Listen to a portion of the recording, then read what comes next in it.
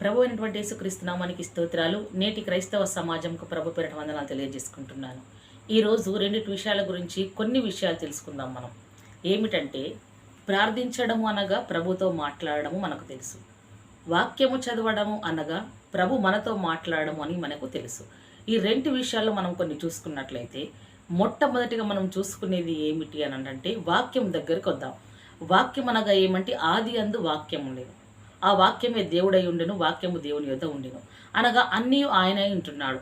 ఆ వాక్యం ఏం కలగజేసింది మనుషుడికి అని అంటే, ఆ వాక్యము మొట్టమొదటగా భూమిని ఆకాశములను నిర్మించినట్టుగా చూస్తున్నాం. అనగా దేవుడు అవన్నీ చేశాడు, వెలుగును అవన్నీ మనకు తెలుసు. కాబట్టి మానవుణ్ణి మొట్టమొదటగా వెలిగించినది ఏమిటి అని అంటే దేవుని యొక్క వాక్యం. వాక్యమే మానవుణ్ణి వెలిగించింది. ఎలా వెలిగించింది? బంధకాలలో పడి ఉన్న వారిని, చీకటిలో పడి ఉన్న వారి యుద్ధకు వాక్యం బయలుదేరింది. అతి వేగముగా వాక్యము బయలుదేరుతున్నప్పుడు ఆ మనిషిని ఆ వాక్యము దర్శించినప్పుడు ఆ మనిషి లోపలున్న ప్రతి విధమైన బాధ, నిట్టూర్పు, వేదన, ఒంటరితనము, మానసిక వేదన, రోగము, అప్పుల బాధ, ప్రతి విధమైన లేమి, ఈ దరిద్రాలన్నీ అజ్ఞానంలో కూడుకపోయినవన్నీ కొట్టివేయబడ్డాయి. ఎలా అంటారా? ప్రభు సన్నిధిలోకి నడిచిన మనము, ప్రభు వాక్యం ప్రభుల వారు బోధిస్తున్నప్పుడు, ఆయన బోధిస్తున్న వాక్యము విడుదలవుతున్న తోడానే ఎవరికైతే వాక్యము చేత విడుదల కలగాల్సింది ఉన్నదో, ఎవరైతే తన వాక్యాన్ని చెవినబెట్టి వింటున్నారో, ఎవరైతే తన వాక్యాన్ని మనసునకు తెచ్చుకుంటున్నారో, ఎవరైతే ఆ వాక్యానుసారంగా నడవాలని ఆశపడుతున్నారో, ఎవరైతే ఆ వాక్యంను ఎత్తిపట్టి ప్రార్థిస్తున్నారో, ఎవరైతే ఆ వాక్యము మీద అనగా దేవుడి యందు ఈ వాక్కు నెరవేరుతుందని బలమైన దృఢమైన విశ్వాసంలో వారు ఉంటున్నారో, అటువంటి వారిని వాక్యం వెలిగిస్తుంది. అటువంటి వారిని వాక్యం దర్శిస్తుంది. అటువంటి వారికి వాక్యం మార్గాలు తెరుస్తుంది. అటువంటి వారిని ఓదారుస్తుంది. అటువంటి వారిని ఆదరిస్తుంది. అటువంటి వారిని స్వస్థపరుస్తుంది. అటువంటి వారికి సంపూర్ణమైన కలిపి సంపదలు, జ్ఞానము ఇస్తుంది. ఏమిటి? దేవుని యొక్క వాక్యము. ఇది ఎలా? వినడము ద్వారా విశ్వాసము కలుగును అని మనం చూసుకుంటాం కదా. వినుట వలన కలిగింది ఇది.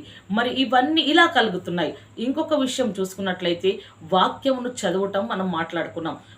మనము స్పందిస్తుండగా అక్కడ బోధించడం ఒకటి చూసాం, ఇక్కడ చదవడం ఒకటి చూద్దాం. చదువుతుండగా మనం ఎప్పుడైతే చదువుతున్నామో, ఇవన్నీ చదువుతుండగా అంతరంగములో ఉన్న నేత్రములు తెరవబడతాయి. వింటుండగా విశ్వాసము కలుగుతుంది. ఇవన్నీ కలిగాయి. మరి చదువుతుండగా నీకేమి జరుగుతుంది అనగా, నీవు వాక్యము చదువుతుండగా నీ నోటి ద్వారా చదివిన ప్రతి పదము నీ చెవులలో చొరబడి నీ మెదడులోకి వెక్కి ఆ మెదడునంతా ఫ్రెష్ చేసి ఆ మెదడును ఆలోచింపజేస్తుంది వాక్యం.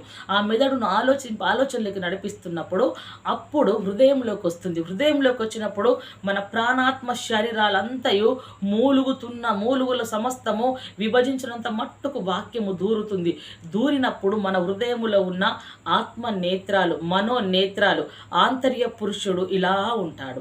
అవన్నీ ఆత్మనేత్రములు తెలుసుకుంటున్నప్పుడు ఆంతర్య పురుషుడు బహు బలము కలిగి మన హృదయంలో ఉంటాడు. ఆ వాక్యమును నిత్యము చదివిన దానిని గమనించినప్పుడు అప్పుడు ఆ వాక్యము ఎప్పుడైతే ఆత్మనేత్రాలు తెరుస్తుందో మనము నెమరు వేయడం ఆరంభిస్తాం. నెమరు వేసినప్పుడు ఆ వాక్యం మన శరీరానికి ఆరోగ్యము కలిగిస్తుంది, మన ఆత్మకు బలాన్ని ఇస్తుంది, మన జీవితానికి ఒక మార్గము చూపిస్తుంది. అప్పుడు ఇతరులు చెప్తే విన్నదాన్ని బట్టి అలాంటి విడుదల. నీవు స్వయంగా కృషి చేసి చదివితే నీకు ఇలా ఆత్మ, ప్రాణాత్మ శరీరాలకు విడుదల. నెమరు వేస్తున్నప్పుడు నీకు బలం. ఏ ప్రదేశంలో అయితే నువ్వు విని వాటిని జరిగించుకున్నావో, ఇక్కడ విన్నావో, ఇక్కడ చదివి నువ్వు నేర్చుకుని అవలంబించుకున్నావో, పెట్టిన దానికంటే నిన్ను నీవు తీసుకొని తిన్నదానికి ఎక్కువ బలం ఉంటుంది. కాబట్టి పెట్టిన దాని దగ్గరికి వెళ్ళిన నీవు సొంతంగా తినడం ఆరంభించాలి. సొంతంగా తినడం ఆరంభించామా, స్వశక్తి మీద ఆధారపడుతున్నామని తెలిసిందా ప్రభుల వారికి, ఆయన వచ్చి సహాయం చేస్తాడు. ప్రభుల వారు సహాయము చేసిన బలము మనకెంతో అత్యున్నతముగా ఉంటుంది. శిఖరాలను, పర్వతాలను ఆత్మీయతలో ఎక్కే అంత గొప్ప స్థితిలోకి దేవుని వాక్యం మనల్ని నడిపిస్తుంది. అప్పుడు ఆ వాక్యంను స్పందించిన మనం ఏం చేస్తామో తెలుసా?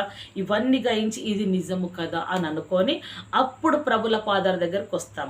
మూలుగులకు అంత దూరింది, విభజించినంత మటుకు దూరింది, ప్రతి దాన్ని తొలగిస్తుంది. కాబట్టి ప్రార్థనలోకి అప్పుడు వచ్చాం. అప్పుడు నిజమైన పరిపూర్ణమతైన భక్తి కలిగి, మాన్యత కలిగి ప్రభు సన్నిధిలో మోకరించి ప్రార్థన ఆరంభించినప్పుడు అప్పుడు కన్నీళ్లు కారుతాయి. ఏ ఏ విధము చేత?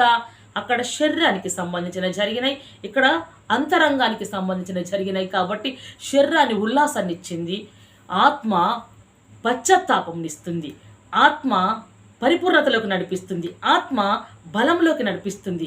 కాబట్టి కన్నీరు కారుస్తూ ప్రభుల వారిని అడుగుతావు. అడిగినప్పుడు ఆ వాక్యమే నీ హృదయానికి నీకు ఎలా బలం ఇచ్చిందో నీ ప్రార్థనకు అత్యధికమైన శక్తిని పెంచుతుంది. ఆ ప్రార్థన బహుబలముదిగా మారుస్తుంది. అంటాడు భక్తుడు కదా, దేవుని యందు భయభక్తులు కలిగిన ప్రార్థన బహుబలము గలదట కదా. బహుబలము కలిగిన ప్రార్థన చేసినప్పుడు ఇవి రెండును కలిశాయి. దేవుడు ఆత్మ అనగా ప్రార్థన, ఇవి రెండు కలిసినప్పుడు అందులో మనము కూడా చేర్చబడ్డాం. అనగా తండ్రి కుమార పరిశుద్ధాత్ముడు మనలో ఇమిడి ఉన్నాడు, మనము తనలో ఇమిడి ఉన్నాము. అనగా ఇప్పుడు కలిసి కట్టుగా ఉన్నాం, ఐక్యత కలిగి ఉన్నాం. తనలో మనున్నాడు, మనము తనలో ఉన్నాం. కాబట్టి మనం ఇప్పుడు ప్రార్థిస్తే ఏది అడుగుతుంది జరుగుతుంది, ఏది మనము ప్రార్థించి కోరుకుంటుంది జరుగుతుంది. ఎందుకంటే పశ్చాత్తాపడ్డవు, సమస్తము తొలగించుకున్నావు. కాబట్టి ప్రార్థన చేసినప్పుడు ప్రార్థనలో అప్పుడు నువ్వు పెనుగులాడతావు. పెనుగులాడినప్పుడు దేవుడు మనకు సమస్తం అనుగ్రహించడంటున్నాడు. ఎలానో తెలుసా? అక్కడ యాకోబు పెనుగులాడినప్పుడు అన్నాడు, ప్రార్థనలో పెనుగులాడాడు ఆయన అన్నాడు కదా. మనకు తెలుసు. నువ్వు ఎవరు అన్నాడు అంటే నేను మోసగాన్ని అన్నాడు. అంటే ఇక నుంచి నీ పేరు యాకోబు కాదు ఇజ్రాయేలు అన్నాడు. ఎందుకు అన్నాడు తెలుసా? తన సొంతంగా ఒప్పుకున్నాడు కాబట్టి. ఆ మోసపూరితమైన మాటల్ని ఆయన ఒప్పుకున్నాడు, నేను మోసగాన్ని. మనం ప్రార్థనలో కూడా చేసేది అదే విధంగా చేస్తున్నాం, అలా పొందుకుంటాం. అప్పుడు మనం ఏమని ప్రార్థన చేయాలో తెలుసా? నేను పురుగును ప్రవ్వా, నేను నల్లిని ప్రవ్వా, నేను దోమను ప్రవ్వా, నేను మట్టిని ప్రవ్వా, నేను కాళ్ళ కింది దాన్ని ప్రవ్వా అని ప్రార్థన మనము చేయకూడదు. ఎందుకంటే తండ్రి మనలో, మనము తండ్రిలోకి ఏకమయ్యాం. కాబట్టి ఏమని ప్రార్థన చేయాలి? అయ్యా నీకు కృతజ్ఞతాస్తుతులు, నీ దయ వల్ల కాపాడబడ్డాం. ఇవన్నీ వాక్యాలు ఎప్పుడైతే ఇవన్నీ విన్నామో ఆ వాక్యమును బట్టి ఎత్తి పెట్టడం ప్రార్థించాలి. ప్రార్థించి నిన్ను ఎలా రక్షించాడో ప్రభుల వారు, అలా నశించిపోతున్న ప్రజల కొరకు పరిశుద్ధాత్ముడు నీ లోపలికి వచ్చి ప్రార్థించే శక్తిని ఇస్తాడు. ఆయన నడిపిస్తున్నప్పుడు నీవు ధారాళమైన ప్రార్థన చేస్తావు, యథార్థమైన ప్రార్థన చేస్తావు, నీవు నిస్వార్థమైన ప్రార్థన చేస్తావు, ఆ నిష్కలంకమైన ప్రార్థన చేస్తావు. ఆ ప్రార్థన ప్రభు సన్నిధికి చేరుతుంది. ఎలానో తెలుసా? దేవుడి వాక్యం సెలవిస్తుంది, నా వాక్యమును వినకుండా చెవిని తొలగించుకుని వాడి ప్రార్థన నేను వినను. అంటే నువ్వు ఇక్కడ ఏం చేసావు?